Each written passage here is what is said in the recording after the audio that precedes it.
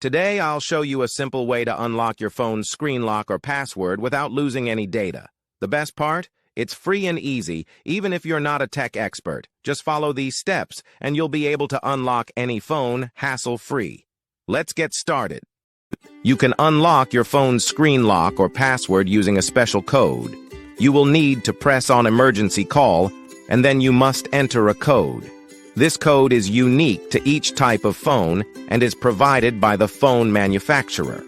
In this video, we're using a code that works specifically for the type of phone we're demonstrating. Here's how you can get the code.